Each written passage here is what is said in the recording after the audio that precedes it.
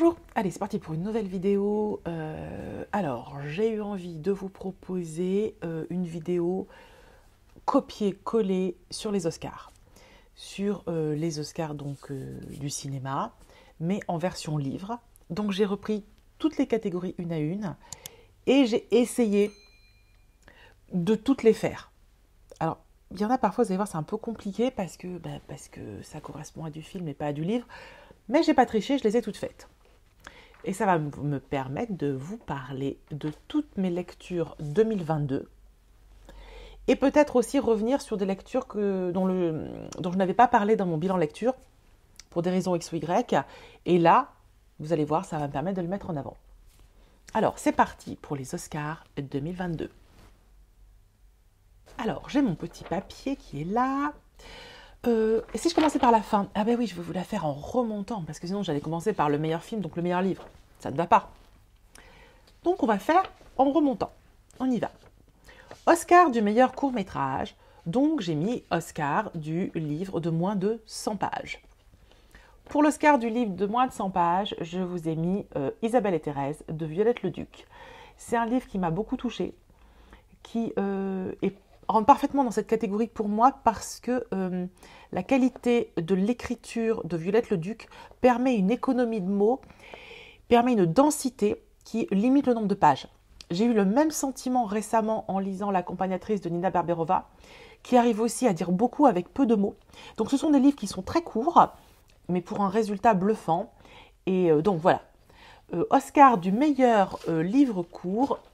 J'ai donc choisi Isabelle et Thérèse de Violette Leduc. Ensuite, Oscar des meilleurs décors. Donc là, j'ai mis des plus belles descriptions. Je vous ai choisi Pauline d'Alexandre Dumas. C'est vraiment un roman qui me reste encore. Je l'ai lu quand même, je ne sais plus quand est-ce que je l'ai lu en 2022, mais je bloque dessus. Je l'ai trouvé tellement beau et il y a des descriptions là-dedans. C'est pareil, c'est un roman court, hein, mais il arrive à vous faire percevoir le décor. En plus, ça se passe en France, c'est même pas de la langue anglaise, mais je sais pas, c'est beau. Ça se passe aussi en partie en Italie. Bref, dans ce roman, il y a des magnifiques descriptions. Donc, si vous ne l'avez pas encore lu, je vous invite vraiment à lire Pauline d'Alexandre Dumas. Il est court et c'est top. Oscar des meilleurs effets visuels. Donc, moi, je me suis permis de transformer ça en SFFF. Donc l'Oscar du meilleur livre de SFFF que j'ai lu en 2022, ce sera Apprendre si par bonheur de Becky Chambers. Parce que, outre la qualité de livre, et j'en ai parlé en vidéo, j'ai adoré lire un livre de SF positif. J'ai trouvé que c'était d'une originalité de dingue. J'ai trouvé que c'était bluffant, cette capacité à ne voir que le bon de l'homme, à ne décrire que des êtres humains vertueux, qui sont dans le respect de la nature, dans le respect des êtres vivants, dans le respect de l'autre. Ça m'a scotché. Donc, Oscar du meilleur livre de SFFF, Apprendre si par bonheur de Becky Chambers. Oscar de la meilleure photographie, j'ai donc traduit ça par Oscar de la meilleure image et donc de la meilleure métaphore. Et j'ai un peu tiré, hein, je sais, mais bon, voilà, fallait jouer le jeu. J'ai donc choisi Je suis une fille sans histoire d'Alice Zeniter. Parce qu'Alice Zeniter a une capacité à transformer les choses, à vous raconter des histoires, mais aussi à mettre des métaphores, des images, et même en faire des blagues. Dans son livre, il y a énormément de notes de bas de page, de références, de métaphores, de comparaisons. C'est génial. C'est vraiment un livre qui est d'une grande qualité, pas que dans... Pardon, je vais y arriver. C'est un livre dont le propos est essentiel et passionnant, mais c'est aussi un livre qui a beaucoup de qualité narrative. J'adore l'écriture d'Alice Zeniter, je ne vais pas vous la refaire, j'en ai déjà parlé souvent, mais voilà. Meilleure image, meilleure métaphore, Alice Zeniter pour Je suis une fille sans histoire. Oscar du meilleur montage, pardon. Donc là, j'ai mis de la meilleure narration. Pour moi, le montage d'un film, c'est comme la construction d'un livre. Donc j'ai mis la meilleure narration. Et là, je vous ai choisi Changer méthode d'Édouard Louis. Oui, je sais, après Alice Zeniter, je vais vous parler d'Édouard Louis. C'est un petit peu monomaniaque, j'en suis désolée, mais vraiment, quand on lit Édouard Louis, il y a une façon de construire sa narration que je trouve hyper intéressante, que j'aime beaucoup personnellement. Et dans Changer méthode, il arrive à c'est son schéma, hein, mais c'est ce que j'aime aussi, c'est à raconter sa vie pour servir un propos. où pour servir un propos, il se sert d'exemple, et donc il y a cette espèce d'empilement, d'enchâssement intelligent de sociologie et de faits personnels. Et je trouve que c'est très bien fait, je trouve que la narration fonctionne très très bien. Même ce titre, Changer méthode, où on a l'impression que c'est un livre de développement personnel, alors que pas du tout. Donc voilà, meilleure narration, Changer méthode, Édouard Louis. Oscar de la meilleure musique de film, donc musique de livre. Et donc là, je vous ai choisi Daisy Jones and the Six de Taylor Jenkins Reid. Parce que c'est un livre sur la musique, parce que c'est un livre qui ne parle que de musique, parce que c'est un livre qui parle d'un groupe de rock, et aussi parce que c'est un livre dans lequel il y a des chansons. C'est-à-dire qu'elle a écrit les paroles des chansons. Alors il manque la musique, mais quand même, plus musical que ce livre, je ne vois pas comment on peut faire. Donc voilà. Et si vous avez... Alors, je pense qu'on en parle beaucoup de cette autrice sur les réseaux sociaux. Mais si par hasard, vous n'aviez pas lu ce livre, franchement, c'est un joli livre. C'est très relaxant. C'est un livre qui se lit bien. Et niveau musical, ben vous en prenez pour les oreilles. Voilà. Oscar du meilleur film international. J'ai donc mis du meilleur livre étranger. Et j'ai choisi Sur la route de Madison de Robert James Weller. Oui, je l'ai lu l'été dernier, je ne m'en suis toujours pas remise. J'ai tellement pleuré sur ce livre, ça m'a tellement ému, touchée, j'ai tout trouvé beau, que pour moi, ce sera le meilleur livre étranger pour mon année 2022. Oscar du meilleur documentaire, donc là, pas compliqué, le meilleur documentaire ou essai en livre. Et donc, j'ai choisi Les Grandes Oubliées de Titiou Lecoq parce que ce livre est essentiel, parce que ce livre est bien fait, parce que ce livre est en même temps agaçant et drôle, parce qu'il faut le lire.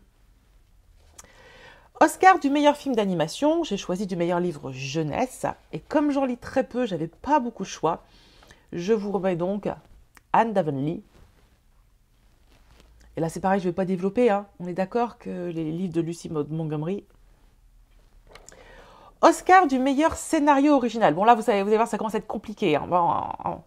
Du meilleur scénario original, donc je suis partie sur l'idée de meilleur storytelling. Vraiment le livre qui vous embarque dans une histoire. Et j'ai choisi La Décision de Karine Thuil, parce que c'est un livre que j'ai beaucoup aimé. C'est pas l'écriture qui m'a le plus plu, c'est vraiment l'histoire. Elle m'a embarquée dans son histoire, j'ai trouvé ça hyper intéressant, hyper touchant. J'ai trouvé que cette juge et tout son questionnement, etc., et toute cette affaire avait un côté un peu grand public, grosse histoire. On voit tellement comment ça peut être adapté au cinéma, il y a plein de choses dedans, et voilà, je trouvais que l'histoire en elle-même était hyper haletante, donc c'est ce que j'ai mis dans meilleur scénario. Oscar du meilleur scénario adapté. Ah, là, c'est un peu casse-gueule. Donc, j'ai mis le meilleur film à adapter, le meilleur livre à adapter en film, selon moi. Donc, dans ce que j'ai lu, moi, en 2022, le livre qui devrait être adapté, je ne comprends pas que ça ne soit pas fait. C'est Seul le silence d'Hergé et Laurie. Ça n'a pas été fait, rassure-moi. À moins que ça ait été fait, que je ne sois pas au courant. Mais dites-le moi dans ces cas-là. Mais franchement, ce livre, mais c'est du cousu humain, si vous avez envie de faire un film. Les Américains qui sont assez forts et qui ont du flair pour ce genre de truc, je suis assez surprise. Donc je sais qu'il y a la BD qui a été faite, mais vous attendez quoi, les gars? Ce film, ça fera un carton. Oscar du meilleur acteur dans un second rôle. Donc Oscar du meilleur personnage masculin dans un second rôle. Je vais vous parler de Vito Strega dans L'illusion du mal de Pier Giorgio Puglisi. Donc, ce sont des romans policiers édités chez Gallmaster. Pour l'instant, on n'en a que 2. J'attends avec impatience la suite. Et dans le tome 2 apparaît ce personnage de Vito Strega, qui est... Voilà. De toute façon, lisez les livres de Pier Giorgio Puglisi. Ils sont top. C'est du super polar. Faites-vous plaisir et vous rencontrerez Vito Strega, qui est parfait. Oscar de la meilleure actrice dans un second rôle, donc meilleur personnage féminin dans un second rôle. Je vous ai choisi La Fée dans Le Soldat désaccordé de Gilles Marchand. Vous savez que j'ai adoré ce livre, il est très bien écrit, il est très intelligent. Première Guerre mondiale, assez passionnant. Le parti pris est top, le récit est bien, enfin, il n'y a pas de faute de goût. Et il y a un personnage étonnant dans ce livre qui est la fée, qui parcourrait, donc c'est une sorte de mythe d'une fée qui parcourrait les... j'ai pas trouvé mon mot. Bref, mais comment on dit parcourez là où les... Enfin... là où la guerre se passe, n'est-ce pas? Parfait. Manque de vocabulaire, Nadia, manque de vocabulaire. Voilà, les tranchées, voilà, on y arrive, qui parcourait les tranchées. Et ce personnage est assez énigmatique et intéressant, donc parfait pour un second rôle. Oscar du meilleur acteur, du meilleur personnage masculin, je vous ai mis Victor Coste dans Les Brumes de Capellan d'Olivier Norek. Pourquoi? Mais parce que j'adore Victor Coste et je n'ai pas à me justifier. En fait, Victor Coste, oui, je sais, il y en a plein qui l'aiment pas, il y en a plein qui râlent, etc. Je m'en fous. Moi, Victor Coste, je l'aime. J'ai aimé dans Les Brumes de Capellan. Voilà, c'est tout. Donc, puis si vous aimez les polars et que vous n'avez encore pas lu ça, bah, lisez-le.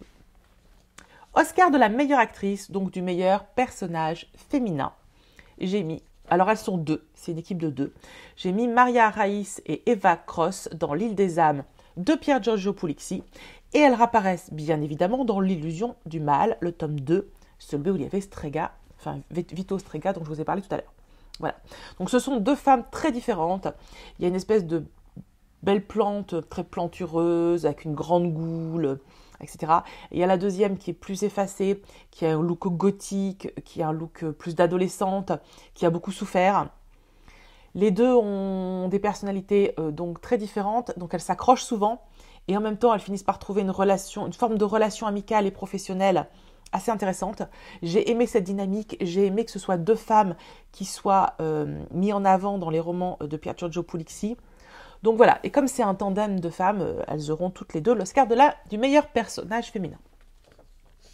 Oscar de la meilleure réalisation, donc de la meilleure histoire, qui est aussi bien écrit. Vous savez, ce livre qui vous emmène très loin. Ouais, c'était compliqué à traduire réalisation. J'ai choisi La carte postale d'Anne Berest parce que je trouve que c'est un livre qui a l'énorme qualité, et c'est rare, d'être à la fois un livre très grand public, que tout le monde peut lire, et en même temps qualitatif. C'est compliqué cet équilibre-là. Hein. Moi, je le vois, souvent quand j'essaye de lire des livres dont on parle beaucoup, des auteurs ou des autrices qui tournent beaucoup, etc., vous le savez, j'ai eu de grosses désillusions. Voilà, on va pas se mentir.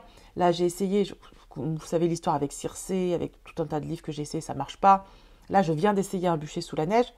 Faudra que je vous en reparle, mais c'est impossible de lire ça. Je me fais chier, je trouve ça pas bon. Je suis embêtée, parce que tout le monde, une fois encore, comme Circé, a aimé ce livre. Donc voilà, trouver un livre qui allie intelligemment qualité d'écriture, histoire, et qui peut satisfaire toutes sortes de publics, c'est assez rare. Et je trouve que La carte postale d'Anne Berest arrive à allier tout ça. Donc je lui donne le scénario de la meilleure histoire, de la meilleure réalisation. Et enfin, Oscar du meilleur film, donc du meilleur livre. Je vous ai choisi, en fait c'est le livre de mon top 22, hein, donc rien de neuf. Connemara de Nicolas Mathieu, parce que c'est un livre qui pour moi allie tout, l'écriture, l'intelligence, la sociologie, l'histoire, l'analyse, la phrase, les métaphores, tout. J'aime tout dans l'écriture, j'aime tout dans la pensée, j'aime tout dans l'histoire. Mais je ne l'ai pas mis dans la meilleure réalisation précédemment parce que je sais que c'est un livre qui n'est pas pour tout le monde. Pour le coup, j'ai vu plein de désillusions et je comprends à quel point, pour le coup, ce n'est pas un livre qui va plaire à tout le monde. Il y a des auteurs comme ça que j'aime, c'est le cas de Mélisse de Kerangal aussi, qui divisent. Chez moi, ça ne divise pas, chez moi, c'est limpide, Mélisse de Kerangal, Nicolas Mathieu, vraiment, c'est des auteurs que j'aime infiniment lire. Édouard Louis, chez moi, c'est toujours une réussite. Mais je sais que ce n'est pas le cas de tout le monde. Mais pour moi, pour ce top, pour cet Oscar du meilleur livre, ce sera Connemara et j'attends avec impatience le prochain livre de Nicolas Mathieu, dont je suis une grande fan. Voilà, j'en ai fini avec mes petits Oscars, j'espère que ça vous a plu, que ça vous a redonné des idées de lecture ou des envies de lecture, si jamais vous étiez passé à côté. Je vous embrasse et on se retrouve la semaine prochaine pour un point lecture. Ciao.